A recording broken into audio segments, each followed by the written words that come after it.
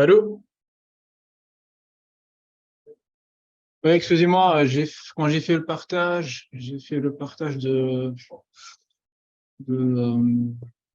son de l'ordinateur, le son de l'appareil. Où je pense, étant donné que le ventilateur tourne, ça fait ce bruit bizarre. Excusez-moi pour le petit problème. Du coup, aujourd'hui, on va faire un live coding sur le développement front. On va faire principalement de HTML, peu d'HTML, de CSS et de JavaScript. Et on va prendre on va faire la continuité du travail de Hugo, qui a fait un live coding dont il a utilisé une API open source pour, euh, pour prendre des données de météo. Donc, on prend son code et à partir de son code, on va faire une petite interface web. Et le résultat final va être quelque chose qui ressemble à ça.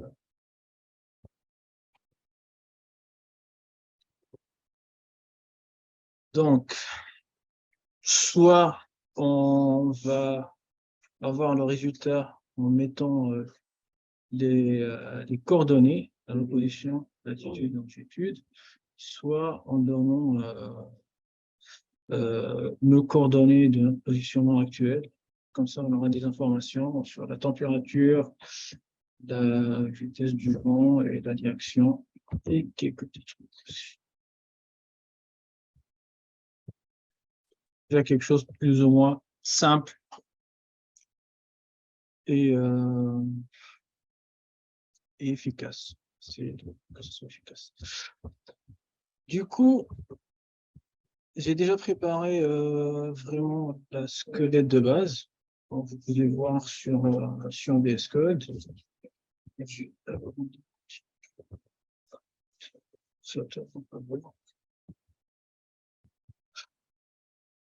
Ça, c'est le HTML de base. Donc, on a relié le CSS entre pages HTML et on a relié le script. C'est le fichier où on va mettre tout notre code JavaScript, donc toute la logique, ça, on va le mettre là-bas. Du coup, pour le CSS, c'est vide. Et le script.js, il contient le code que Hugo avait fait dans un ancien live coding, donc c'était au début de septembre. Donc, ce qu'il fait, c'est qu'il déclare deux variables, latitude, longitude, ces valeurs. Après, la fonction principale est celle-ci, getWeather. Donc, on fait appel à un URL. C'est une API open source qui nous donne des informations sur la météo.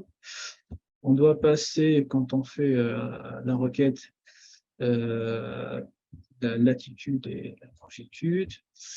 Après, selon la valeur retournée, on va utiliser ce que notre appel, ce que notre requête retourne.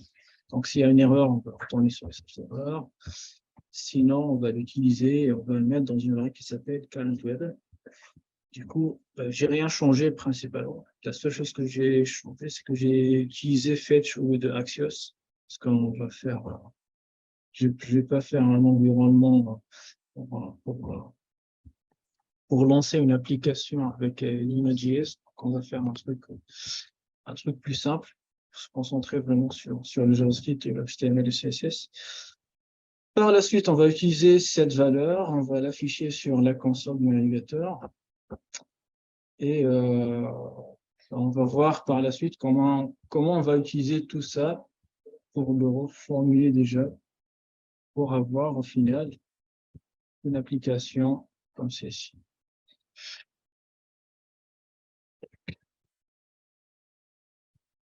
Du coup, premièrement, je vais retourner à l'application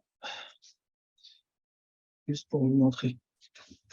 Donc, on a principalement deux parties sur la partie front. Donc, on a cette partie-là. Ça, c'est la partie où on va faire la demande. C'est à partir de soit en mettant nos valeurs, soit en demandant la météo selon notre position actuelle. Donc, si je clique là, c'est va donner des valeurs selon la position actuelle que le navigateur va récupérer. Sinon, là, je vais mettre des latitudes, des longitudes. Tac, ça va donner d'autres valeurs. Donc, en gros, que ce soit, je clique sur ce bouton clic, je vais faire l'appel à l'API. Et si je clique aussi sur ce clic, je vais faire appel à l'API selon la latitude et la longitude que j'ai mis dans ces inputs. Après, on va attendre que la requête HTTP soit envoyée au serveur, qu'elle retourne le résultat, et à partir de la valeur retournée, on va mettre à jour notre HTML pour afficher les valeurs récupérées par l'API. Si je change de valeur, je vois d'autres résultats. C'est pour voir les données en temps réel. Du coup, on va commencer par la création de la squelette du HTML de base. Donc, on va faire ça, ça et ces trois parties-là. OK? Mais on va pas avoir du style comme ça. Au début, on va avoir juste du HTML, si je me permets de dire, pourri, donc HTML simple sans du CSS. Parce qu'on va se concentrer au début sur du HTML et le JavaScript.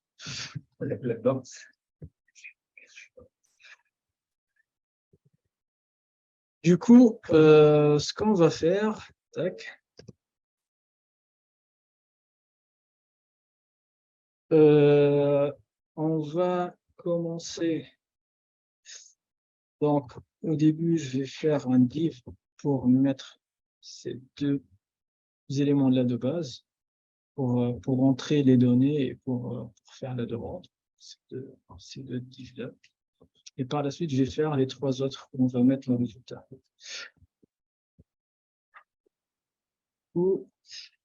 La première partie de notre application, c'est pour récupérer, pour faire une demande, pour faire une requête HTTP, pardon, à l'API de la météo. Donc, il faut qu'on donne un nom qui décrit plus ou moins cette partie-là.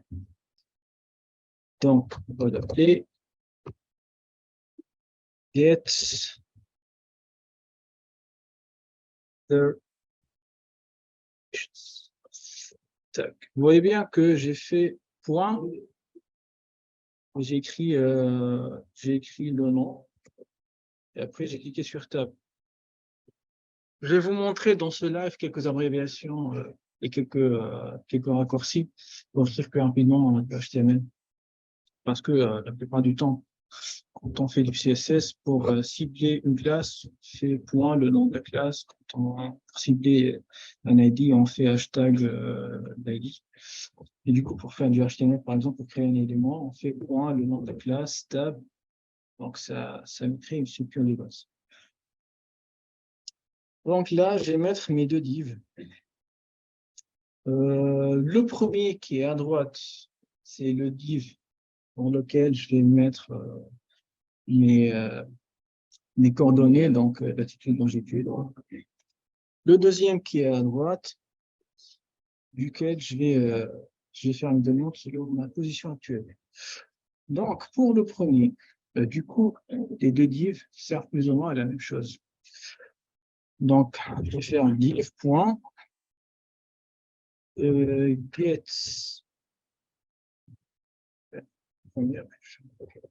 get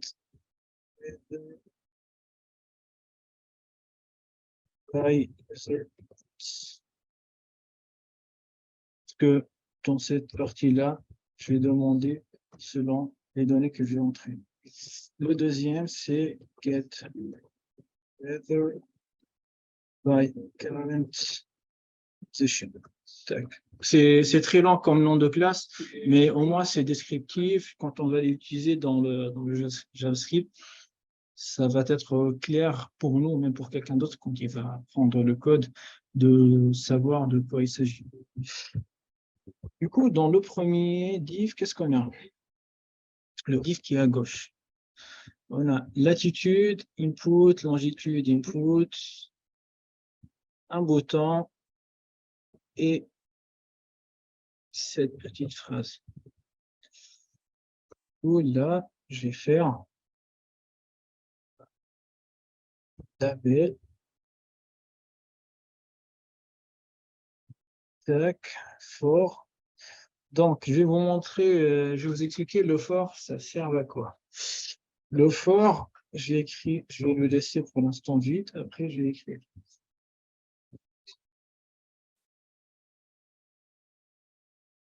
Et du coup, là, je vais écrire comme on a mis latitude et l'autre. Latitude, tac, input. Donc, pour mon input, je vais mettre latitude, input, tac. On voit bien que qu'en vrai, j'ai écrit input hashtag latitude input. Je clique sur tab, ça me crée déjà un élément input avec l'ID latitude input. Et là, le type, je vais changer en number. Et step, je vais mettre n. Step, en vrai, c'est pour avoir la partie décimale. Parce que si on met number, on ne va pas pouvoir mettre, décimale. Et le for dans le label, c'est pour dire que ce label-là, il est relié à cet input. Tac. Donc, si ce label appartient, il fait référence à cet input, donc dans le for du label, je mets l'ID de l'input auquel il fait référence. Ça fait partie de notion d'accessibilité. Parce que il y a autre chose que je vous ai pas montré déjà. Pour développer des trucs, des applications web statiques de façon plus simple, on peut utiliser ce qu'on appelle une extension qui s'appelle Live Server. On vient sur le VS Code se mettre sur extension et on tape Live Server. On installe. Il y en a plein, mais principalement c'est celle-ci qui est développée par Retweet. Et le Live Server, ce qui nous permet de faire, c'est que je suis sur l'index HTML, je clique avec le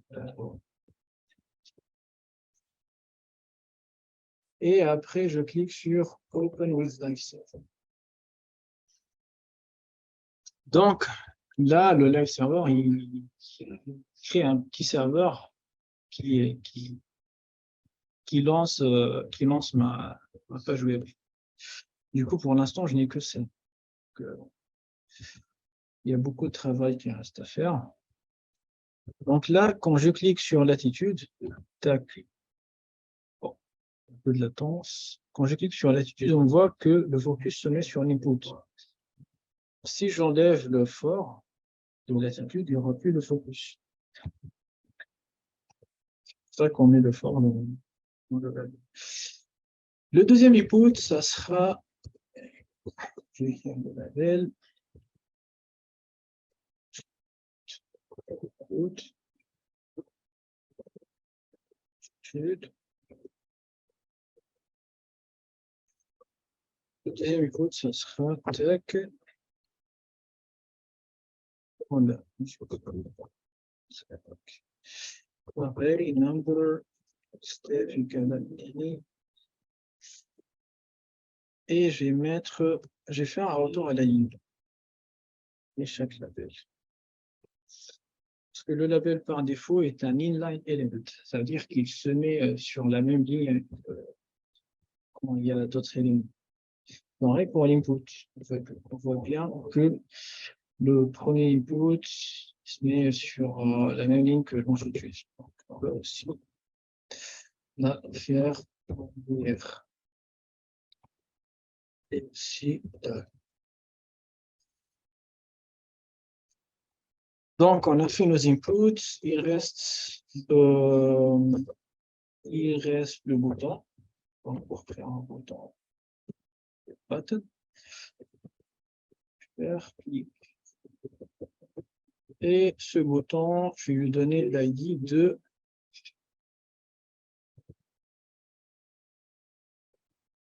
get web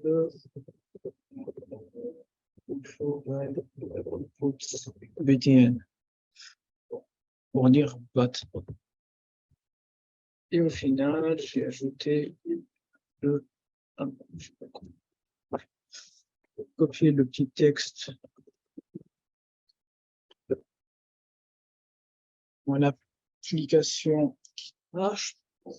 Et du coup, là, je fais save sur le navigateur et je retourne sur mon éditeur, pardon, et je retourne mon navigateur.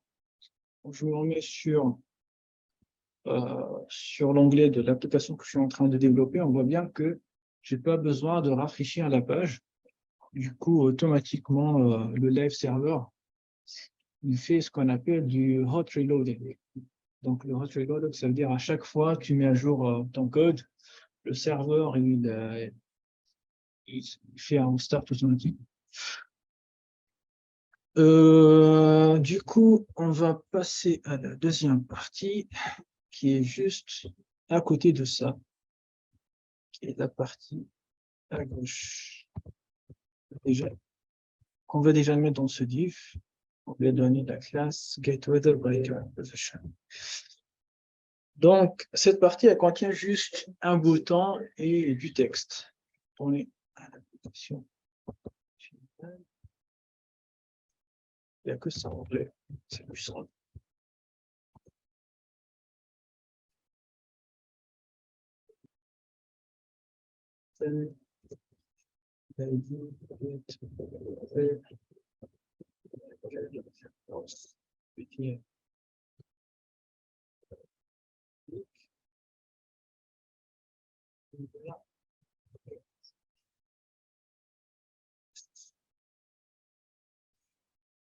Et là, normalement, j'ai le HTML pour ma première partie de l'application. Bonjour, déjà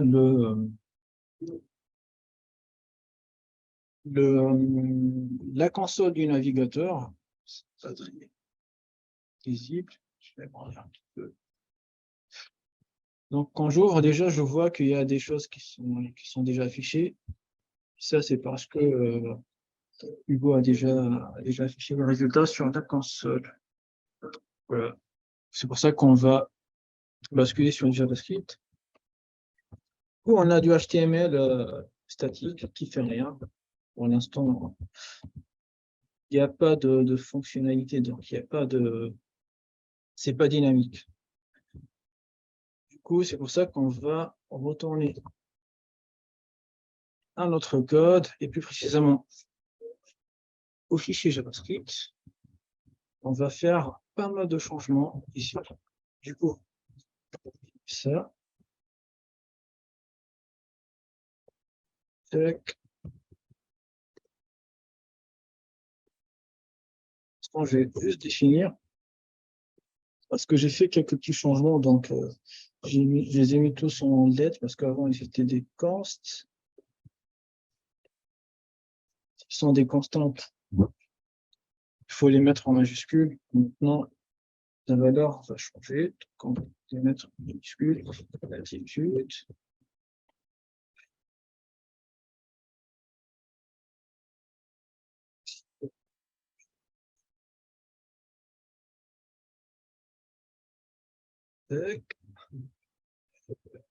Et du coup, on n'a pas parlé de cette fonction, mais elle est assez simple. Cette fonction getWindDirection, elle prend la valeur de la direction du vent qu'on récupère à partir de ce que l'API nous retourne. donc qui est là déjà, et va nous retourner une description, juste selon la valeur, est-ce que la direction du vent est vers le nord, vers l'est, le sud ou l'ouest. Et nous, on va se concentrer principalement sur cette fonction-là.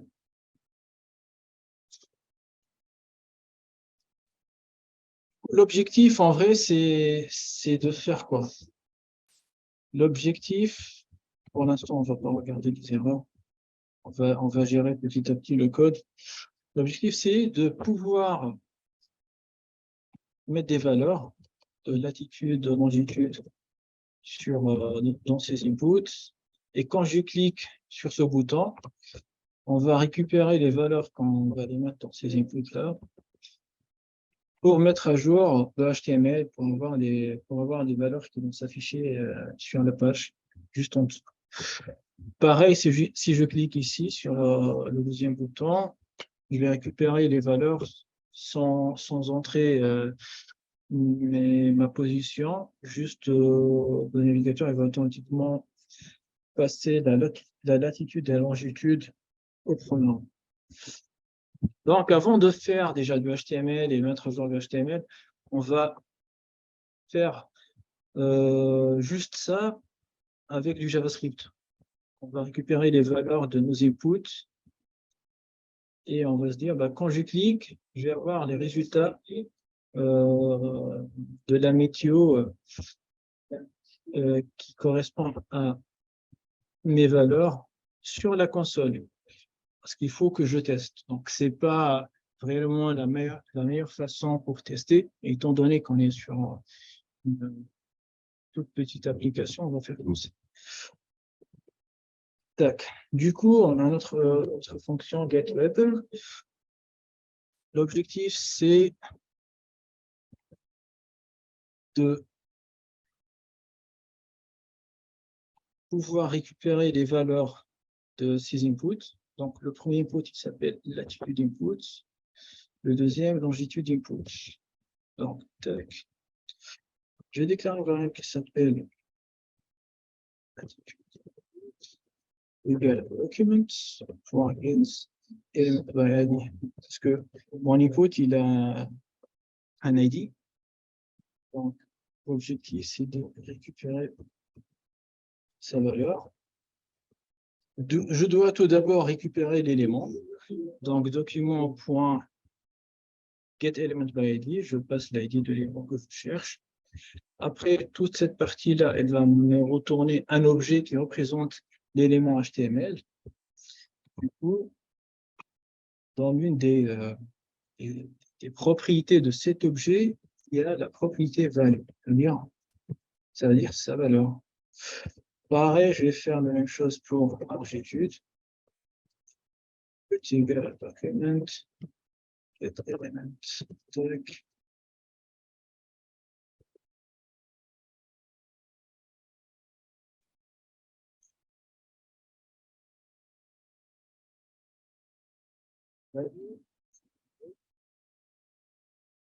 Et là, j'ai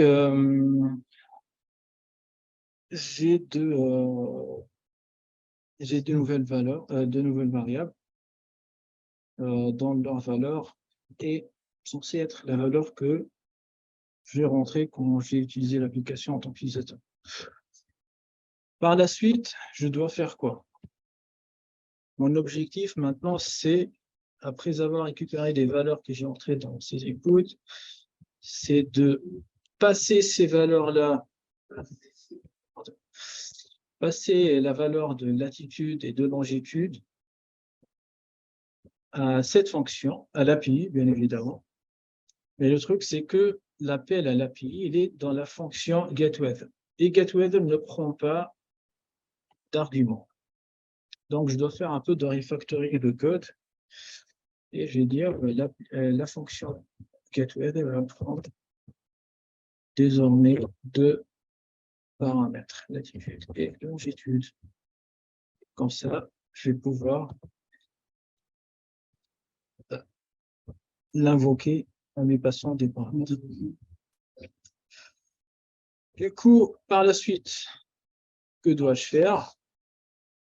Mon objectif maintenant, c'est de se dire, Quand je clique sur ce bouton, donc le premier bouton, dont l'ID est Get Weather Info by Inputs BTN, quand je clique sur ce bouton, qu'est-ce qui va se passer? Le bouton, il va appeler la fonction getWeather avec la latitude et la longitude entrées par l'utilisateur dans ces deux inputs. Et par la suite, je vais afficher le résultat sur la console. Du coup, premièrement, on va faire un élément. Je vais l'appeler, bon, le premier bouton, je vais l'appeler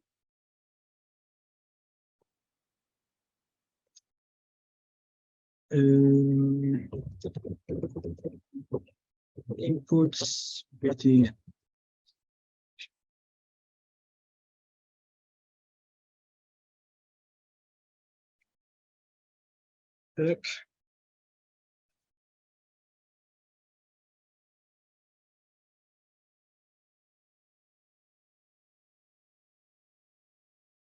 Et du coup, là, document, tac, pareil, get element ready, tac, tac. Et je mets l'ID de l'élément que je veux mettre dans la variable. Juste après ça, donc ce que je vais faire maintenant, c'est que je vais appeler inputs UTN.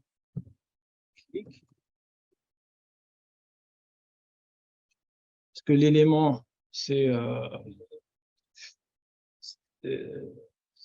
un bouton, donc à partir de cet élément, je peux déclencher un événement.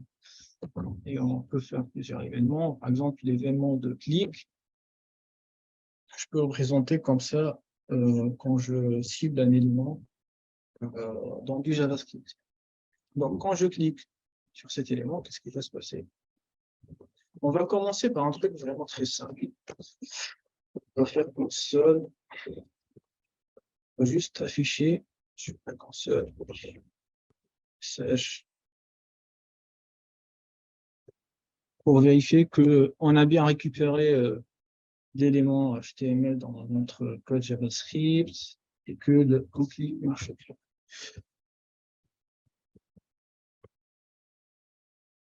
C'est bon. On voit bien que quand je clique, on a un hello à chaque ligne. On a un nouveau hello. L'élément est bien ciblé dans ce que JavaScript. Maintenant, l'objectif, c'est de passer les valeurs des inputs à la fonction getWeather. Donc là, qu'est-ce qui va se passer? Que doit-on faire? Ce qu'on doit faire, c'est qu'on doit appeler cette fonction. Mais si on dit bien la fonction, on voit bien que avant le mot function, on a async, après on a unwait. Parce que la fonction est une fonction asynchrone, parce qu'elle fait appel à une API. Donc, le fait de faire un appel, une requête plus précisément de type get pour récupérer des données, les recevoir, ça prend du temps. C'est pour ça qu'elle est asynchrone. Donc, normalement, elle nous retourne une promesse. Parce que pour l'instant, elle ne retourne rien. Mais au final, on aura besoin de la valeur qu'elle retourne de l'API parce qu'on va l'utiliser dans notre... on en aura besoin pour animer notre HTML. Du coup, je vais faire ça dès maintenant. Parce que si on regarde bien déjà, ça. Donc, la fonction se termine ici. Okay. De la ligne 20 jusqu'à la ligne 37. Du coup, on ne retourne rien. On fait juste des affichages sur la console. Et tout ça est à partir de cet élément qui s'appelle current weather. Donc, l'élément current weather, elle représente l'objet d'un résultat retourné par la classe. Donc, je vais retourner cet objet, plutôt cette variable.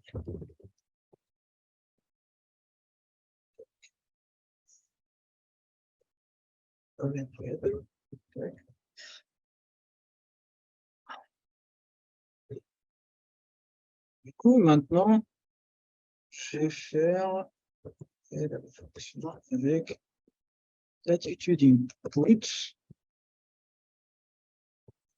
et longitude output. Et pour les personnes qui n'ont pas encore fait du JavaScript avancé, de gérer les promesses en utilisant et le catch. Parce que le promesse, c'est un objet qui représente une action asynchrone. On ne sait pas si elle va retourner le bon résultat ou elle va retourner une erreur. Donc, c'est pour ça, pour utiliser cette promesse, qui est un objet qui retourne soit la réussite et le résultat après que l'action se termine bien, soit une erreur en cas d'échec. Donc, on fait appel à cette promesse, on fait appel à la fonction, après on fait point .then pour dire, si cette promesse marche et retourne le bon résultat, c'est un callback function. Donc, le reste, c'est pour dire résultat. Donc, si ça marche bien, qu'est-ce qu'on va faire? Pour l'instant, on va juste faire un console log the rest. Simple. En cas d'erreur, c'est le point catch. Et là, on met error console log. Ce point log, error. On va juste faire ça pour l'instant. Et on va voir, au fur et à mesure, qu'est-ce qui va se passer. Donc là, je fais l'attitude, longitude, je mets des valeurs pour tester. Je fais clic. Unexpected end of JSON input at ligne 30, colonne 35.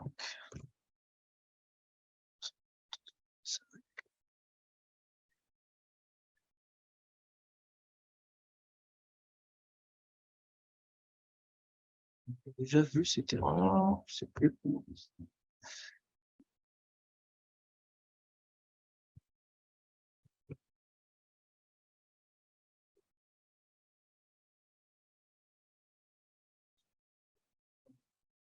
Le point.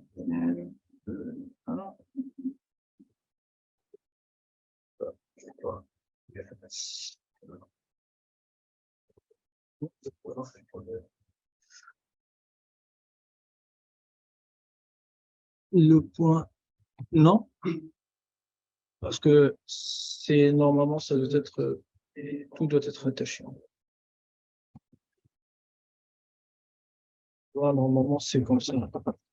Mais pour que ça soit plus lisible et c'est censé être collé, que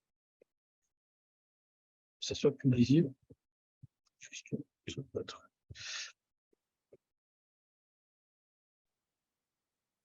Ça va, on va chercher.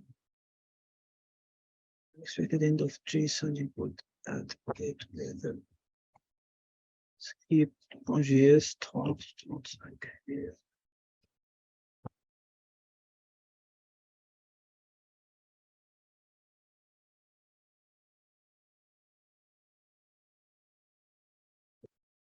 Comment?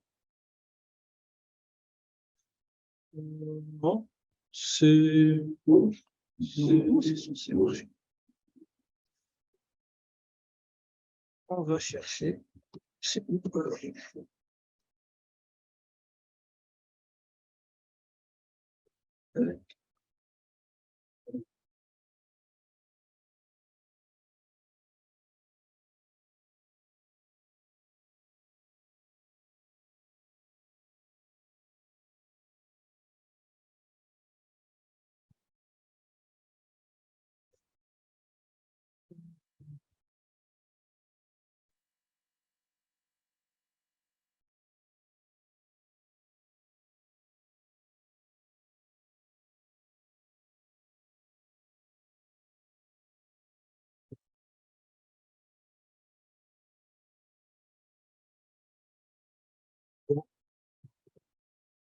C'est pas exactement un problème. Voilà.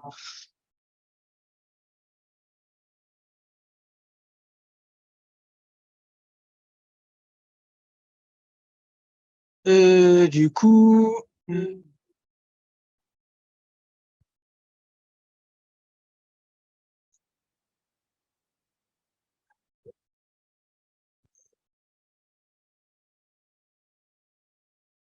déjà, il y a une autre chose, parce que je fais exprès de faire des fautes, mais parfois je m'embrouille. Donc, je vais faire plus simple aussi pour vous. Ça. Parce qu'en vrai, quand on déclare comme ça, on déclare la variable latitude input égale à document_get_element_id dans l'id point val. Déjà, au tout début, euh, l'input n'a pas de valeur. Donc, quand je déclare latitude input et longitude input, leur valeur est, ils n'ont pas de valeur. Donc, leur valeur, c'est none. Donc, ce qu'il vaut mieux faire, c'est ce code-là, leur donner une valeur. Parce que je suis censé faire un clic qu'après avoir rempli les inputs. Ça, c'est la première chose. Du coup, là, je vais dire, là, c'est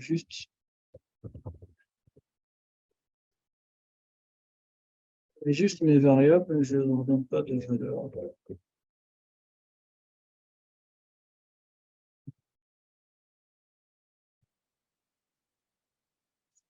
Je vais faire, je vais mettre relativement tout court et longitude.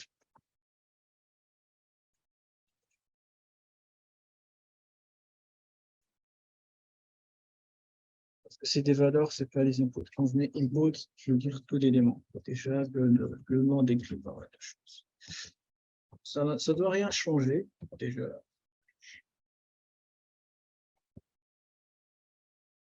Et normalement, on voit bien que maintenant, ça marche.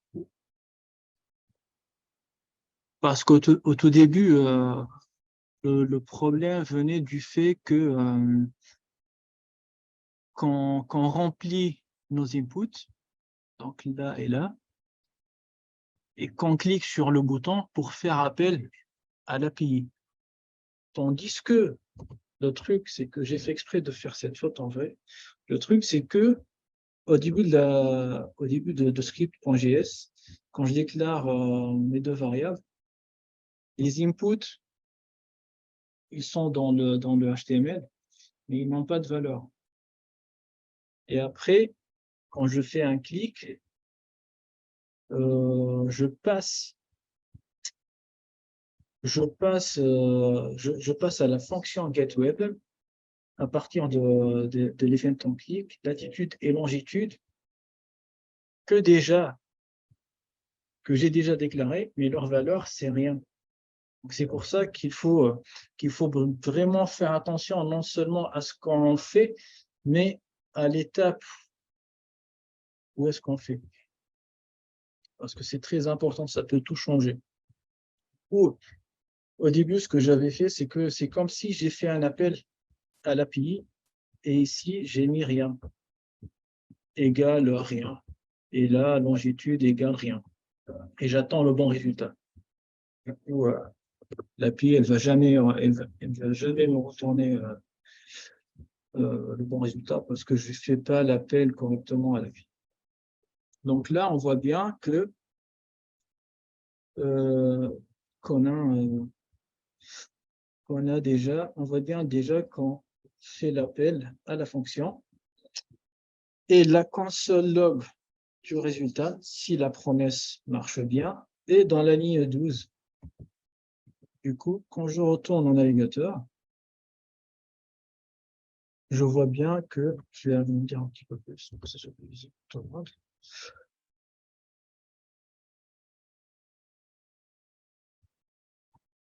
Tac. Je vois bien que script.js 12 Donc, ce résultat, je l'ai à partir du code que j'ai mis sur la ligne 12. Donc, on voit bien que l'objet, il contient des informations retournées par l'API, dont on trouve température, wind direction, wind speed. Et on aura besoin de ces trois-là pour remplir le HTML et les mettre ici. On s'en fout de ce qui est écrit au-dessus, parce que ça fait partie de la fonction. On voit déjà qu'à partir de la ligne 35, 36, mais on va le garder, parce que ça nous reste comme outil. Du coup, maintenant, qu'est-ce qu'on a fait? On a écrit, on a fait du HTML, on a ciblé nos éléments HTML, on a déclenché une action pour faire appel à une fonction asynchrone qui fait un appel à une API externe. Et on attend déjà le résultat de l'API pour l'afficher sur la console du navigateur. Maintenant, on est sûr, on a testé ce qu'on a fait, on a le résultat sur la console. Donc, maintenant qu'on est sûr qu'on a le résultat qu'on attend pour l'afficher sur le HTML, sur la console, pardon, on va prendre ça et la mettre dans du HTML. Donc là, qu'est-ce qu'on doit faire? On va faire la suite du HTML. Du coup, les données, je vais retourner à l'application qui marche. Il y a une importance entre statique et dynamique. Donc là, quand je fais un clic, tac, on voit que ces données-là changent. Je change les valeurs là. On voit bien que ces données changent. Tac, tac, tac. Tandis que ces titres-là, toute la structure de la page, des éléments, ne change pas. Donc, on va faire la structure statique, qui est tout ça, température, wind, des éléments qui les entourent pour les structurer.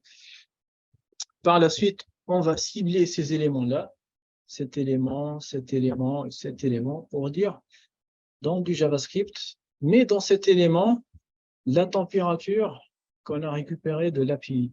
Mais dans cet élément, où c'est écrit wind speed, la vitesse du vent, ainsi de suite. Mais du coup, avant ça, on doit écrire du HTML.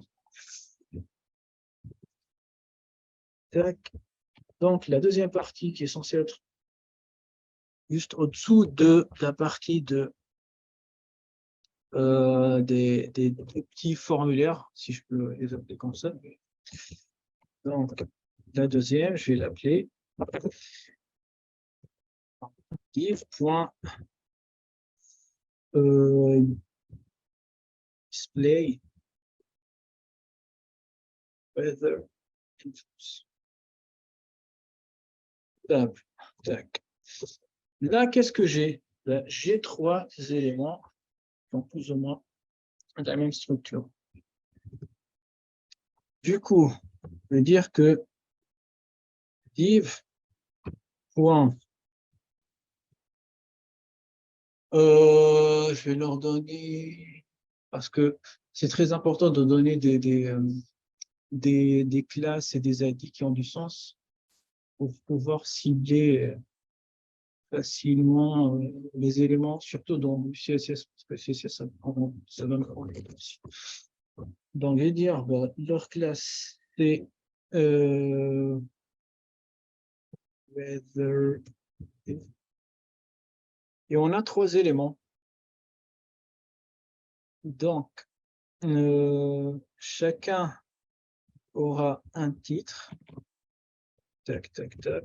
Moi, je vais dire que on va avoir un H4 et je vais tout mettre x3. Ah, j'ai pas mon truc. Donc, ce que je veux dire, c'est que je vais faire x3 et je vais mettre un H4 dedans. C'est bon. J'ai écrit juste ça en vrai. J'ai déclaré un div.weatherinfo, ça veut dire un div dans la classe et weatherinfo x3, parce que je vais créer trois divs qui portent la même classe. Et dans chacun de ces trois divs, je vais mettre un H4. Je vais écrire comme ça, je clique sur Tab, et là c'est bon, j'ai mes trois divs avec un H4 pour chacun. Au lieu d'écrire tout ça manuellement, c'est plus simple d'écrire de cette façon. Le premier, ce serait pour la température. Le deuxième, ce sera pour le weather, wind speed. Et le troisième sera pour weather. Et du coup, j'enregistre et je retourne mon écoutation. Et là, j'ai les trois éléments. Bon, ça reste moche comme page, parce qu'on n'a pas encore fait le CSS. On va s'assurer que c'est dynamique, que ça marche bien, et par la suite, on va faire le CSS. OK, donc là, j'ai mes éléments. Donc, pour chacun, j'ai mis H4. Après, ce que je vais faire, c'est que, petit paragraphe, je vais mettre le résultat.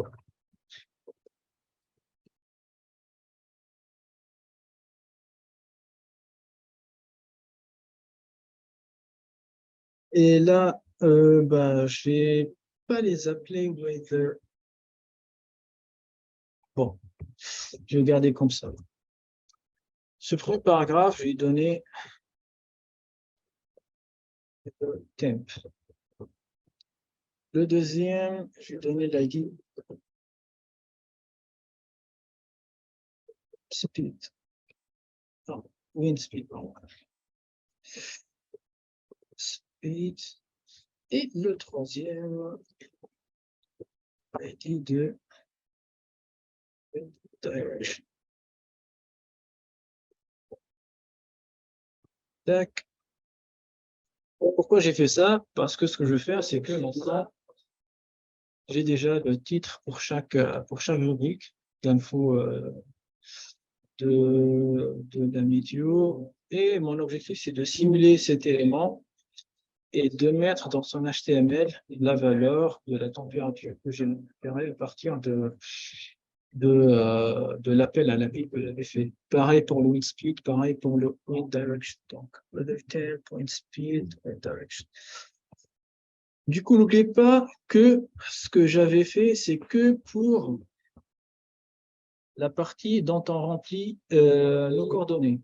La partie dont on récupère sans mettre les latitudes et longitudes, on ne l'a pas fait. Donc, on doit faire du code réutilisable. Donc, quand on dit réutilisable, on écrit notre logique ou nos logiques dans des fonctions. Du coup, c'est pour ça que déjà, il y a le getWeather dans une fonction. J'aurais pris Hugo aurait pu la faire dans une fonction.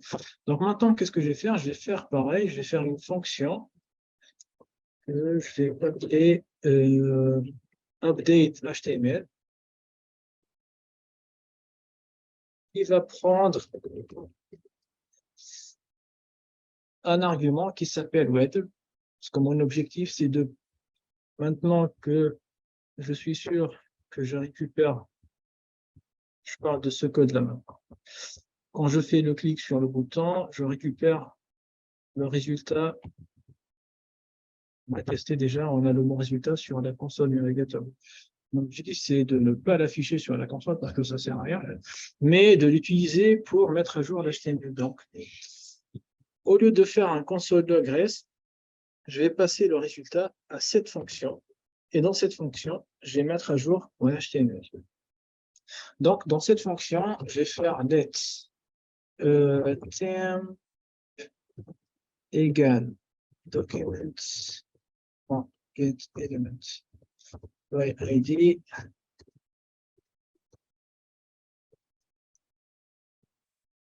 third temp. Let's wind speed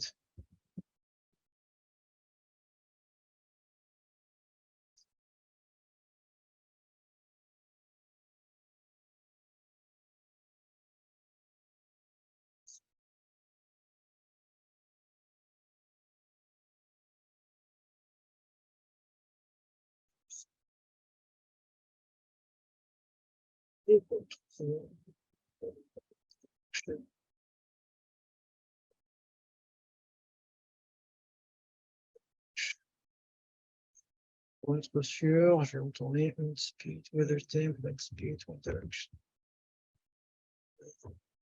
Temp, wind speed, one direction. OK. Donc là, j'ai déclaré mes variables qui représentent, chacune de ces variables représente un élément HTML que j'ai déjà construit, que j'ai déjà écrit, pardon, dans mes fichiers index.html. Et là, ce que je vais faire, c'est mettre à jour le contenu de HTML de chacun de ces éléments à partir de ce que l'élément weather contient. Donc là, je vais faire temp point pour mettre à jour l'HTML d'un élément. Je peux faire l'élément.innerHTML. Et là, je vais dire weather.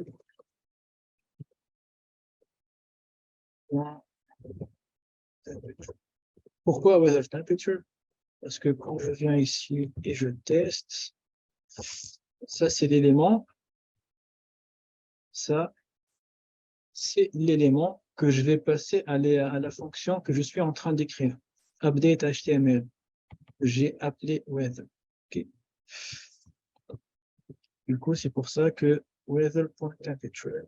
Après, weather.windDirection et weather.windspeed. Le deuxième, c'est speed.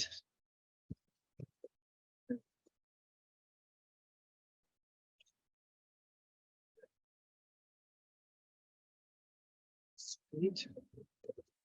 Et le troisième, windDirection.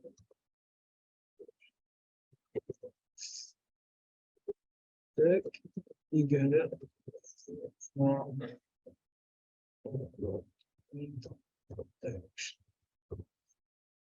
est-ce que je peux tester maintenant?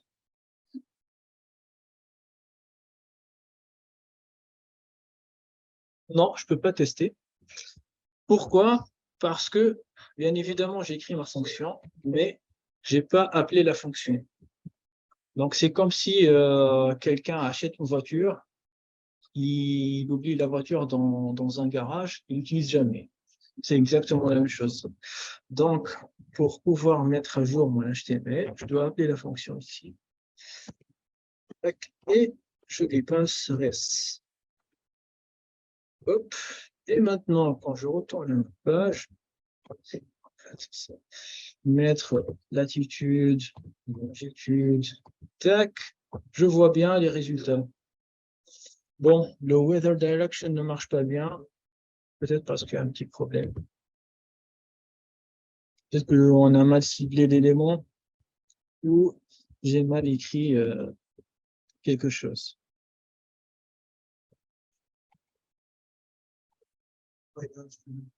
Ah oui, par exemple. Tac, tac.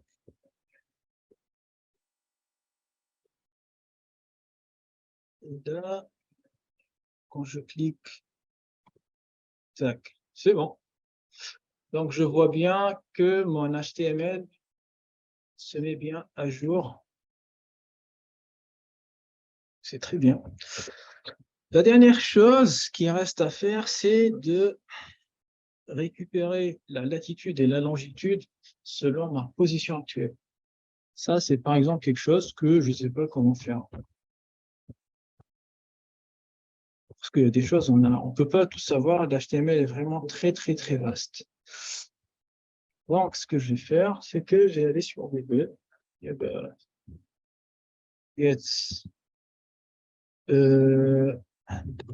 Latitude, longitude.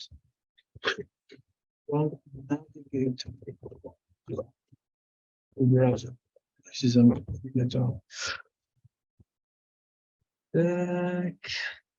Très simple. Bon, j'ai pas, parce que j'ai déjà vu la documentation, je vais pas passer du temps déjà. Mais en vrai, c'est très, très simple. Pourquoi? Parce qu'en vrai, il nous donne déjà des exemples. Donc, on va récupérer ce code et le reformuler selon le besoin. Parce qu'en vrai, qu'est-ce qui se passe? Il y a un bouton button, donc c'est plus ou moins la même chose qu'on doit faire. Il a l'ID getLocation et selon ça, il va mettre à jour des éléments avec inner text ou de inner HTML. Mais je pense que c'est pas exactement ce que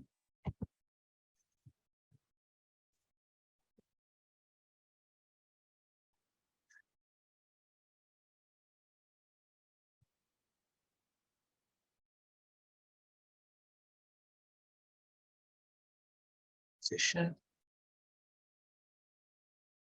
Ok. Alors on va tester ça. Je vais prendre ça.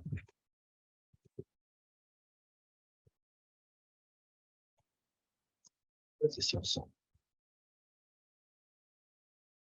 Pas besoin de ces deux variables-là. Et mon bouton qui s'appelle, plutôt, pas qui s'appelle Sun ID, Get Weather by Current Post BTN. Pour dire, récupère la météo par le bouton de la position actuelle. Tac. Tac. C'est bon. Et du coup,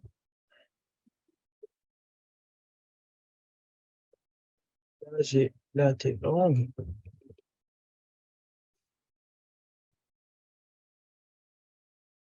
Faire un console log test, et après je vais faire un console log et là, langue. Parce que mon objectif, c'est de prendre ce code et tester vite fait quand je clique sur le bouton, est-ce que je récupère les bonnes valeurs avant de continuer à coder. Donc, je prends un petit bout de code, j'écris un petit bout de code et je teste. On va faire ça au fur et à mesure, petit à petit. Tac, c'est bon. À chaque fois que je clique, j'ai les mêmes valeurs. Donc, ça a l'air de marcher. Du coup, je vais me débarrasser de ces variables-là parce que j'ai pas besoin de déclarer des nouvelles variables, mais de mettre à jour les valeurs des variables qui existent. Parce que j'ai déjà déclaré latitude et longitude tout au long de la. Je vais même plus besoin de ces inputs. Tac. Pour la latitude, save, je suis toujours au test. C'est bon, ça a l'air de bien marcher. Ok, du coup, maintenant, qu'est-ce qu'on va faire? On va faire la même chose qu'on avait fait pour l'autre bouton. On va prendre ça.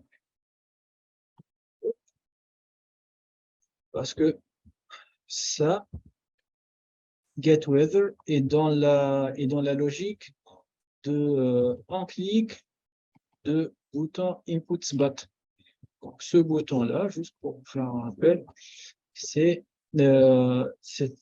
ce bouton-là en HTML. Et maintenant, on fait la logique de ce bouton.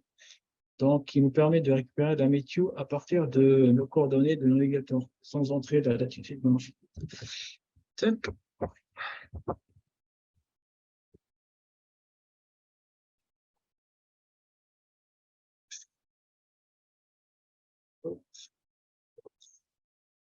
Bon, ça, si on aura le temps. Tac, ça marche. Et quand je clique là, ça marche aussi. On va tester.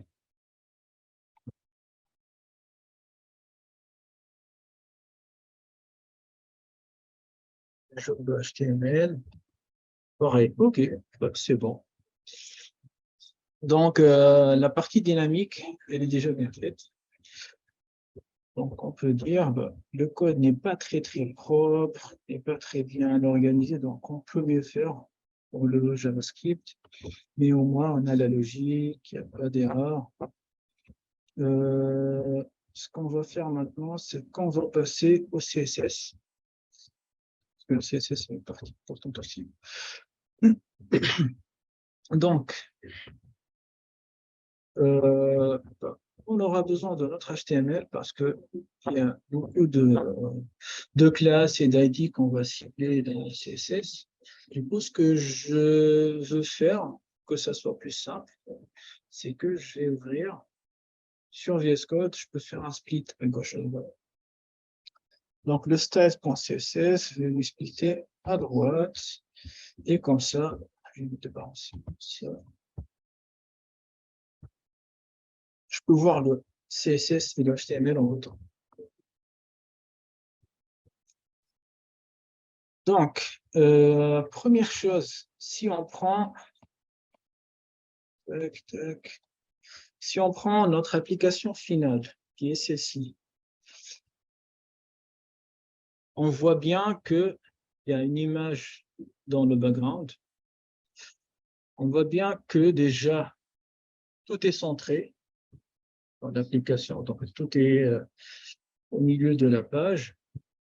On voit bien qu'il y a un espacement des deux côtés de la bordure de la partie haute et de l'entête et des côtés de la page, et même entre les éléments. On va commencer par la première partie qui est toujours cette partie-là. Juste ces deux formules, si je peux les appeler formules, ils sont pas vraiment des formules. Des formulaires, pardon. Du coup, on va utiliser, l'objectif, c'est de vous montrer comment utiliser aussi les DevTools du navigateur. Je vais commencer déjà par un peu de CSS. Donc, body, je vais lui dire déjà, on va faire un peu de padding. Le padding, pour les personnes qui ont un peu de...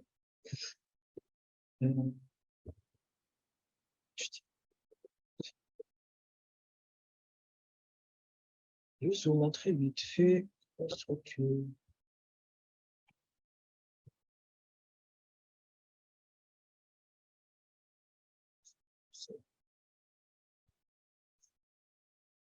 Là, en vrai, chaque élément en HTML, il a sa structure-là. Margin, border, padding et content. Donc, content, c'est le contenu de l'élément, c'est-à-dire c'est le texte, l'image, l'input en lui-même, ainsi de suite. Le padding, c'est l'espace entre le contenu et la bordure. Le border, c'est la bordure, et le margin, c'est l'espace entre, à partir de la fin de la bordure d'un élément et la bordure d'un autre élément. C'est très important de comprendre la structure d'un élément HTML. Je ferme les parenthèses. Tac. Donc, je veux dire, ouais, les bordures de la page. Ouais, c'est ça. Padding 40 pour le haut et le bas, et 40 pour les quatre côtés.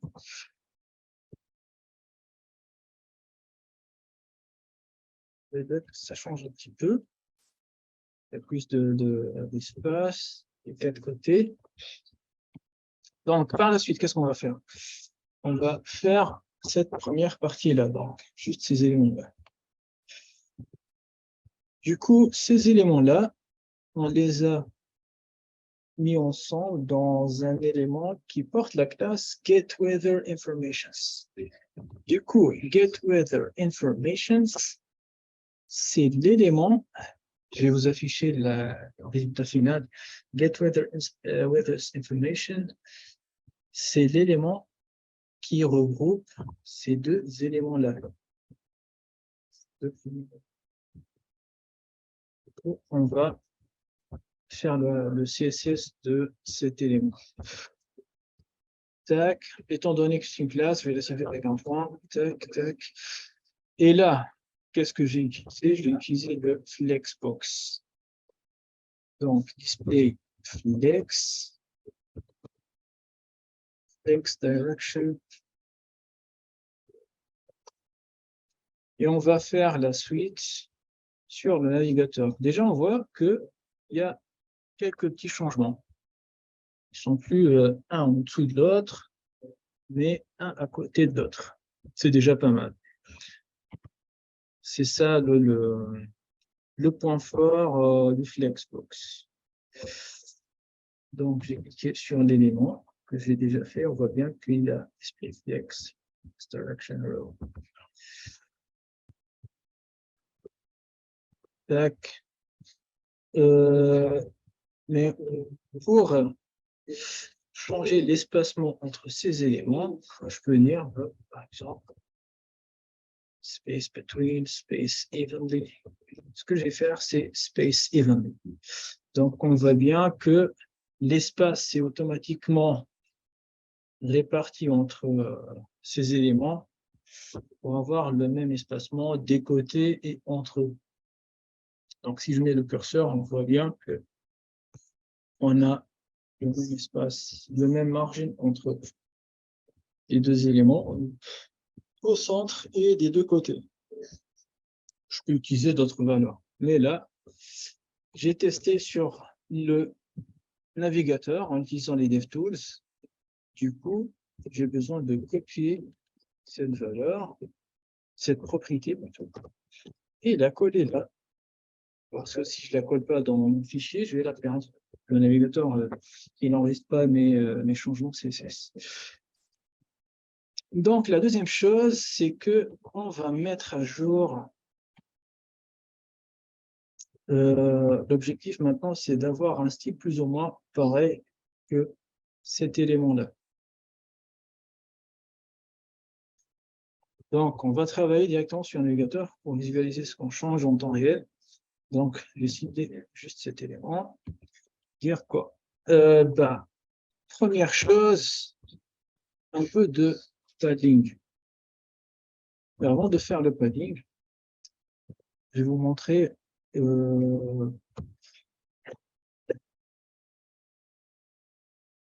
comment mieux distinguer le padding, le margin, ainsi de suite. Je vais faire un background code.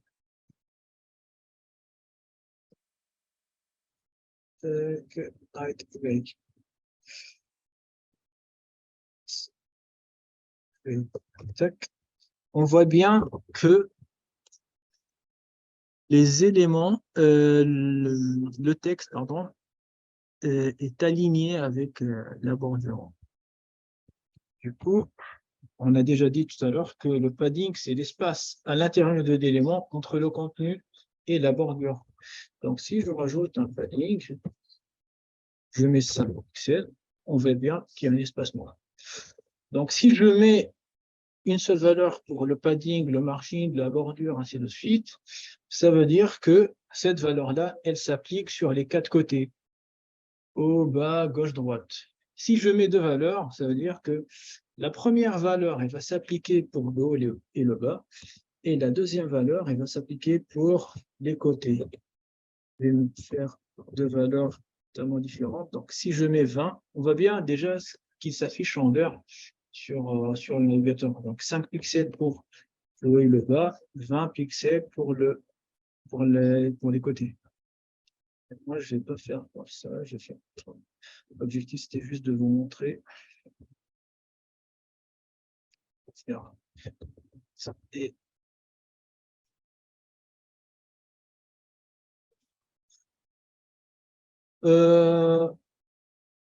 je vais changer un peu le style de la bordure. Donc, que ça ne soit pas un angle 90. il y a la propriété border radius. Je vais commencer par un pixel. Et chaque fois que je change de valeur, moins d'ordre. Si on met une très grande valeur, au final, on peut avoir à peu près un ovale ou une cercle. Là, je vais mettre juste 18. Ça doit faire. Du coup, on a commencé à avoir un peu de style, c'est mieux qu'avant. Ça commence à changer un petit peu. Autre chose, là, je prends déjà ce que j'ai écrit. Donc, je suis censé l'appliquer pour Get Weather by User Inputs.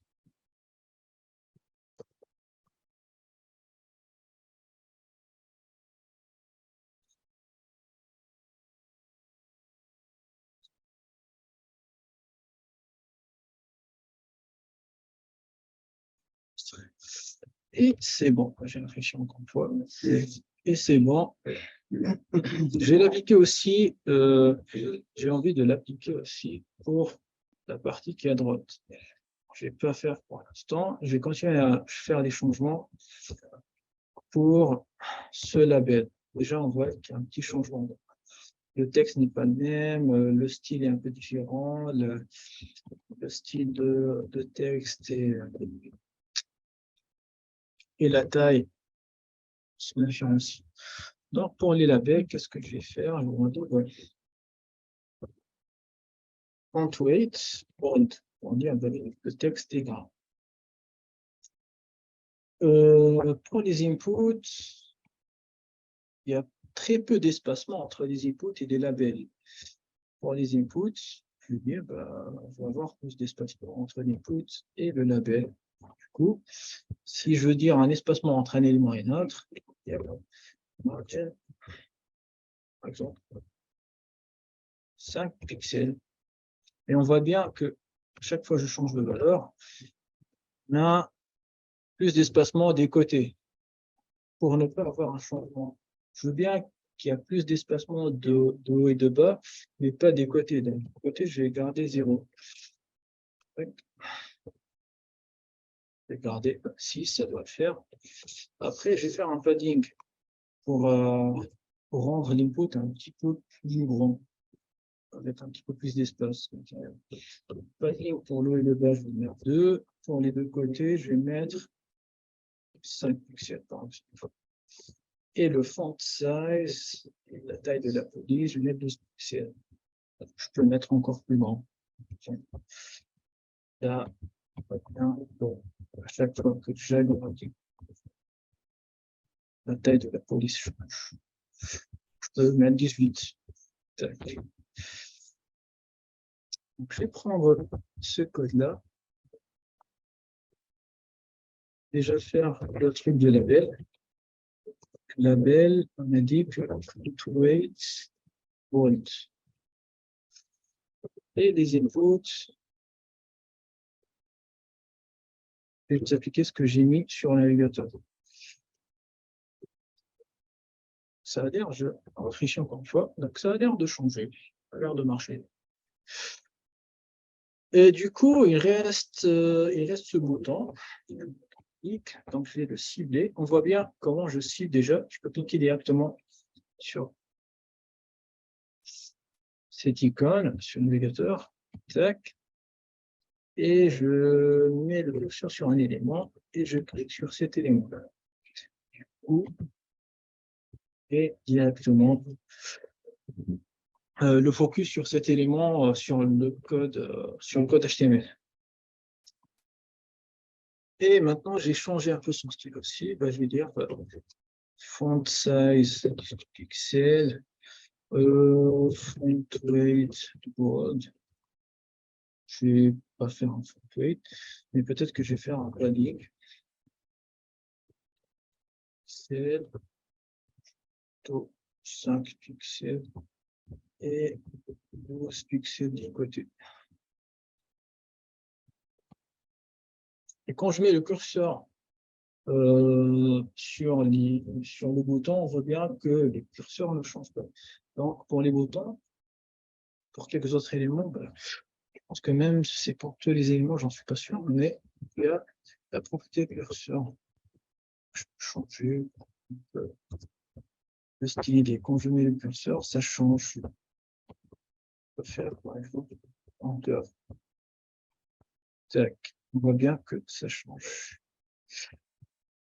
Et j'ai appliqué ça pour tous les boutons.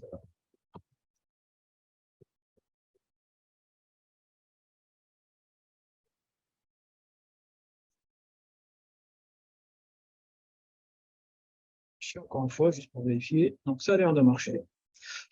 Ok, ça a l'air d'être bon. Du coup, j'ai fait les changements nécessaires pour la partie à gauche, mais il reste la partie à droite. Je n'ai pas changé. La partie à droite, elle porte la classe GetWeather by Current Position. Donc, tac, je vais prendre cette classe-là. Et normalement, je dois l'appliquer les mêmes choses que j'ai appliquées à l'autre élément. GetWeather by User. Pardon, c'est le truc là. Tac, j'enregistre. Je vois qu'il y a quelques changements, mais c'est pas assez.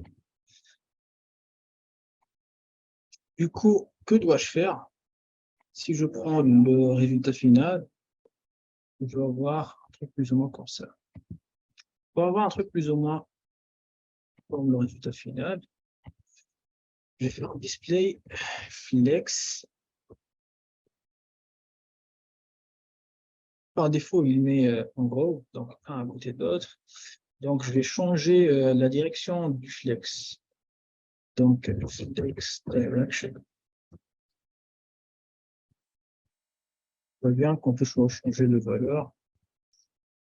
Mettre row et justify content pour dire comment je vais gérer l'espacement entre ces éléments. Ça change. Donc, je vais mettre ça. C'est moins moche qu'avant, mais c'est pas très très joli. Pour l'instant, on va garder comme ça. Donc, je vais prendre ces changements-là.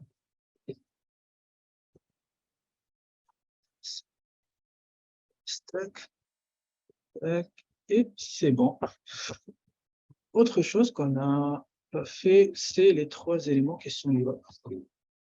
La température, wind speed, weather direction. Donc, pour cela, on voit bien que par défaut, en HTML, ce sont un élément en dessous de l'autre, un élément qui passe, ainsi de suite. Du coup, pour faire sorte que ça soit température à côté de wind speed, à côté de wind, weather direction, je me suis trompé de tout. Je vais mettre wind direction. On doit utiliser aussi le flexbox. Donc, ces trois éléments, quand je dis trois éléments, je parle de Weather Info Elements. Pour déjà la même classe.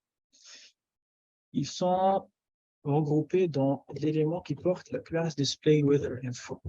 Donc, je vais prendre l'élément Display Weather Info, je vais dire Display Flex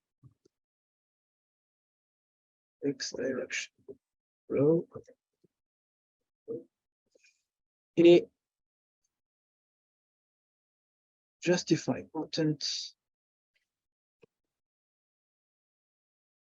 Space Between. Tac.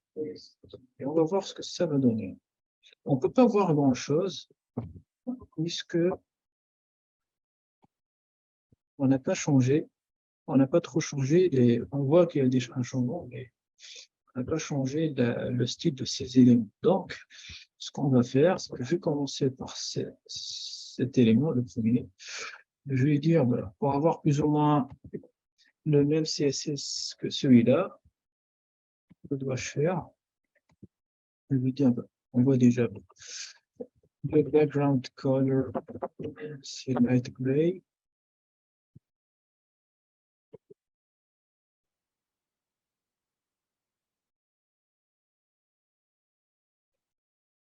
Deuxième chose, il n'y a pas assez d'espace des côtés. Ça fait un padding de 5 de bas et de stabilité. Border radius de 18 pixels, comme on avait fait pour les garanties qui sont juste au-dessus. Et on va dire text line center, parce que l'objectif c'est d'avoir le texte ou le contenu centré aussi.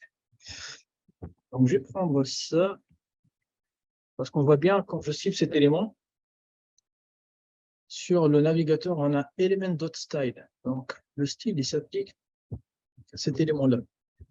Mon objectif c'est de cibler tous les éléments qui portent la classe weather-info. Donc je vais ici, tac,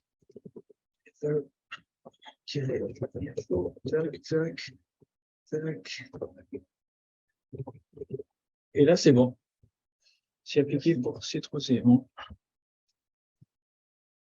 On voit bien maintenant, quand on avait fait des changements CSS, qu'il y a un petit peu de chevauchement. Donc, pour éviter ça, je vais prendre l'élément qui les englobe et je vais lui dire, je vais te donner un page intégré. Par exemple, de 50 pixels.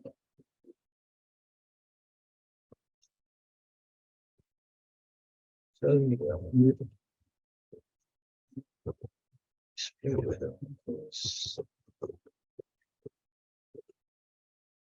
ok, c'est mieux que moi. Et quand je clique maintenant, je vois qu'il y a des changements qui s'affichent là. Donc, ça commence à prendre forme. Du coup, qu'est-ce qu'il reste à faire? Il reste à ajouter l'image de background. Je vais prendre de... Ouais, c'est celle-ci. Il vaut mieux en vrai télécharger l'image, la rajouter dans le site, dans le dossier dans lequel on a le site. Mais bon, pour faire plus simple, étant donné qu'on a déjà pris du temps, je vais juste vous montrer. Donc, on a une propriété qui s'appelle image background, pardon, background image, ouais. URL, et à l'intérieur, je mets l'URL de l'image. Et c'est bon. J'ai une image de background. On est chez CSS, tac, tac, tac, et ça a l'air.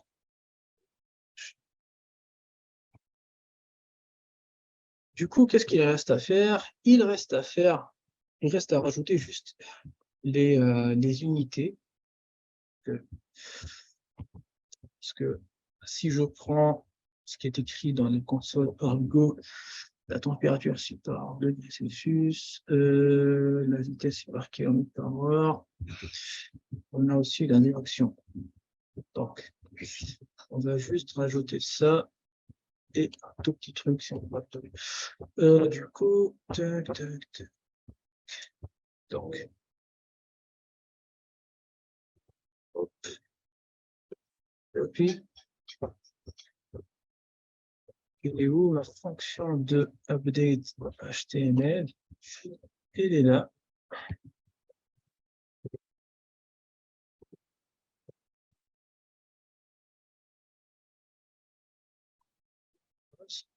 Étant donné que ça est une variable, je vais la mettre comme ça. Donc, je mets mes titres. Ensuite, je mets la variable, c'est du JavaScript. Je mets $ entre curly braces, le nom de la valeur, de la variable. Après, si c'est du texte pur, on met juste le texte.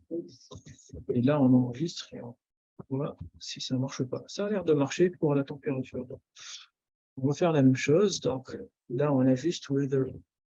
Donc, pour faire, Parce que ce qu'on peut faire, c'est comme ça. Plus la variable, plus ça, c'est à l'ancienne, c'est chiant, ça prend plus de temps. Pour faire plus simple, on met juste les tildes. Si on a une variable, on met la variable entre les accolades. Et si c'est du texte, je ferme l'accolade, je mets pareil pour le wind direction. Là, là. Direction. Et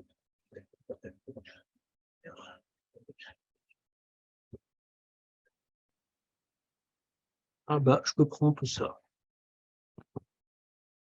Ça.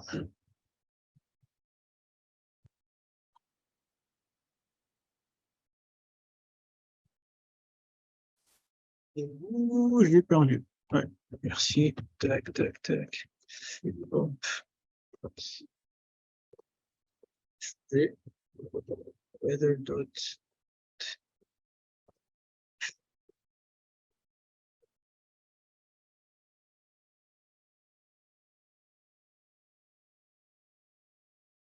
Enregistre. Et là, je fais clic. Là, c'est pas tout à fait correct. Parce que le truc, c'est que on est censé utiliser cette fonction get wind direction. Ouais. C'est pour ça que je dois mettre tout ça dans cette fonction. Tac, tac, tac, tac. C'est bon. Je change, je mets dans un truc. Ça change. Étant donné qu'on a déjà pris du temps, ce que je voulais faire, c'est aussi faire petite fonction avec un peu de logique pour dire, selon la vitesse du vent, selon la température, on génère des GIFs. Donc, on peut prendre les GIFs du site qui s'appelle Giphy. Et du coup, on a pris du temps, donc on ne va pas le faire. Et ce qu'on peut faire, en vrai, juste, je vais vous donner la logique. Après, si vous êtes intéressé, vous pouvez continuer à faire. Juste après ce livre-là, on peut faire un livre qui s'appelle Live Weather Style.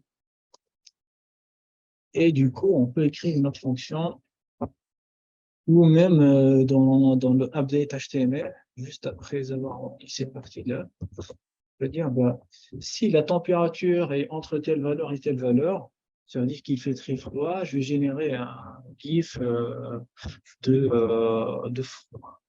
S'il y a trop de vent, je vais générer ce GIF-là. S'il fait très chaud, je vais générer un autre GIF. Et le mettre dans le HTML de l'élément weather style. C'est tout. J'espère que le programme vous a plu. C'est vraiment très, très basique. C'est pour les personnes qui ont très peu de bagages en HTML. Je pense que ça vous montre aussi, pour les personnes qui ont des connaissances en JavaScript, ça vous montre l'utilité et la puissance des librairies et des frameworks front-end. Parce que sur ces librairies-là, on voit bien que le fait de manipuler du HTML avec du JavaScript pur, c'est pas évident, ça prend trop de temps, beaucoup de code à écrire, du code natif qui prend du temps à déloguer, ainsi de suite. Donc, et aussi vous montrer l'utilité d'utiliser Flexbox. On n'a pas profité vraiment de l'utilité de Flexbox à 100%. Pourquoi? Parce que quand je réduis la taille, il y a toujours un chevauchement. Parce que l'utilité vraiment et la puissance des Flexbox, c'est de dire, au bout d'un moment, si la taille de l'écran dépasse une certaine valeur, Je ne vais pas mettre les éléments un à côté de l'autre. Je vais mettre un au-dessus de l'autre. Ça, il n'y aura pas de chevauchement. Et on appelle ça un design responsive. Ça veut dire des éléments se déplacent selon la taille de l'afficheur de l'élément. Bon, j'espère que ça vous a enrichi un petit peu. Je vous souhaite une bonne fin d'après et à bientôt pour le prochain live. Merci et au revoir.